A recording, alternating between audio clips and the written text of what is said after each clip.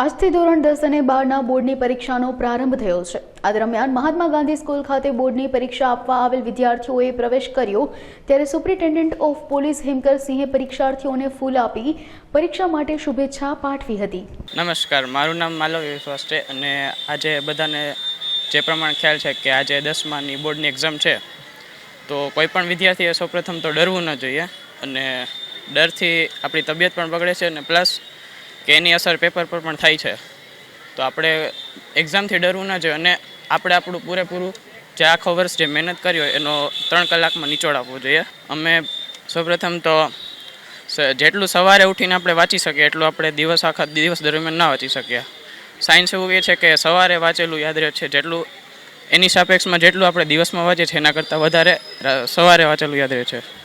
હા, અમારી સ્કૂલમાં છે ને આપણને એક્સ્ટ્રા ક્લાસીસ જોઈતા હોય તો એ રીતે આપણને પર્સનલી પણ ગાઈડ કરતા હતા અને એક્સ્ટ્રા ક્લાસ જોતા હોય તો એક્સ્ટ્રા ક્લાસ પણ આવતા। હા, ગ્રુપમાં વાંચવું હોય તો ગ્રુપમાં પણ છૂટ હતી અને પર્સનલી પણ છૂટ હતી। શરૂઆતના સમયમાં તો 7 થી 8 કલાક, પણ હવે જ્યારથી 1 મહિનાથી 10-12 કલાક।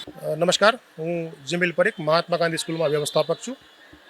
આજરોજ ધોરણ 10 અને 12ની બોર્ડની પરીક્ષાઓ જે છે એ શરૂ થઈ રહી છે। આ શાળાની અંદર ધોરણ 10 અને 12 બંનેના કેન્દ્ર છે। ધોરણ 12ની અંદર વિજ્ઞાન પ્રવાહ અંગ્રેજી માધ્યમનું કેન્દ્ર છે, જેઓની પરીક્ષા આજે બપોરે લેવાશે। સામાન્ય રીતે વિદ્યાર્થી જ્યારે પરીક્ષા આપવા આવતા હોય અને બોર્ડની પરીક્ષા હોય, પ્રથમ પેપર હોય એટલે મનમાં થોડોક એને એક ડર હોય, પણ વિદ્યાર્થી એકદમ સરસ રીતે પોતાની જ શાળામાં પરીક્ષા આપતા હોય એવો માહોલ અમે અહીંયા જાળવીએ છીએ। વિદ્યાર્થીઓને સારામાં સારી સગવડતા, એકદમ સરસ માહોલની અંદર પરીક્ષા આપી શકે તેવી વ્યવસ્થાનું આયોજન કર્યું છે। બાળકો છે એકદમ ભયમુક્ત, એકદમ કમ્ફર્ટેબલી બેસી શકે, સમયસર પેપર મળે, સમયસર લખી શકે, હવા ઉજાસવાળા વર્ગો, તમામ વ્યવસ્થાઓ જે છે તેની કાળજી રાખવામાં આવી છે। અહીંયા ઉપસ્થિત તમામ વિદ્યાર્થીઓ અને મીડિયાના માધ્યમથી સાંભળતા તમામ દર્શકો અને તેમના વિદ્યાર્થીઓને શાળા પરિવાર ધોરણ 10 અને 12ની પરીક્ષાઓની ખૂબ ખૂબ હાર્દિક શુભકામનાઓ પાઠવે છે કે તેમના આખા વર્ષની જે મહેનત જે છે એ ખૂબ સરસ રીતે સફળ જાય અને ધાર્યું પરિણામ મેળવે તેવી શુભેચ્છા પાઠવીએ છીએ। ધોરણ 10ની પરીક્ષા એ જીવનની અંતિમ પરીક્ષા નથી। ડગલે ને પગલે અલગ અલગ જગ્યાએ દરેક વ્યક્તિ નાની મોટી પરીક્ષાઓમાંથી પસાર થવું પડતું હોય છે।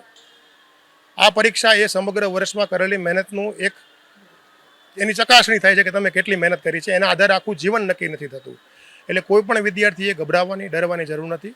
એમને આખા વર્ષ દરમિયાન જે શ્રેષ્ઠ મહેનત કરી છે એમાંનું જ પરીક્ષામાં આવવાનું છે ને એ જ બાળકોએ લખવાનું છે।